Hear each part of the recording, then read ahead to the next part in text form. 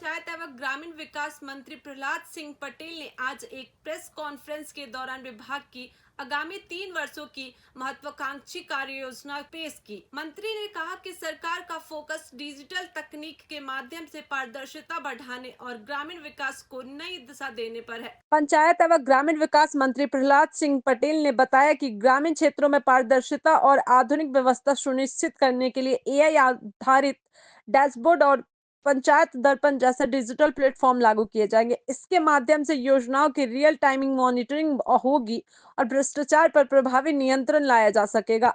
मंत्री ने बताया कि प्रधानमंत्री आवास योजना ग्रामीण के तहत मध्य प्रदेश देश में अग्रणी है और अब 61 लाख नए हितग्राहियों को योजना से जोड़ने की तैयारी की जा रही है।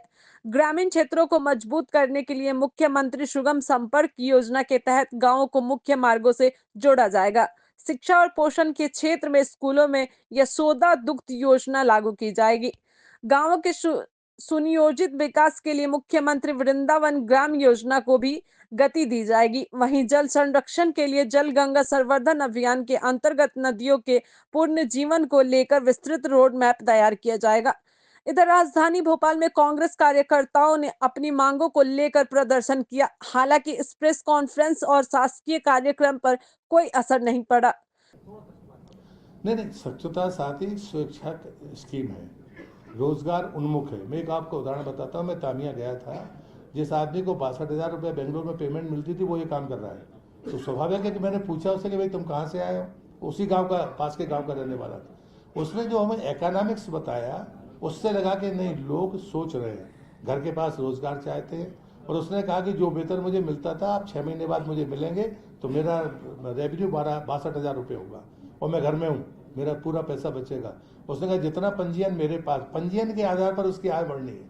कार्य क्षेत्र मैंने आपको पहले ही कहा कि वो बदल सकता है, इसलिए इसके अवेयरनेस के लिए भी काम कर रहे हैं। और हमें खुलकर क्षेत्र बदलना होगा तो क्षेत्र बदलने के लिए, सुविधा देने के लिए तो तकनीकी मदद देने के लिए, वाहन में कोई किट रखने की व्यवस्था अगर बेहतर हो सकती है, कोई एनजीओ करे, कोई बाकी करे, हम उसको देने के लिए तैयार हैं। राशि आपके मैंडेट्स के आधार पर आपको मिलती है। अभी कानून बदला है, आपको अपनी शेयरिंग करनी पड़ेगी। आजीविका मिशन में कॉर्पस के लिए कोई कमी नहीं है। तो मुझे नहीं लगता जो हमारा फंड आता है उसमें एक हमारा स्टाम्प ड्यूटी का है, वो हमारे पास रेगुलर आ रहा है, उसमें कोई कमी नहीं हुई। तो मुझे नहीं लगता कि जो कह रहे हैं, हाँ, काम के करने के तरीके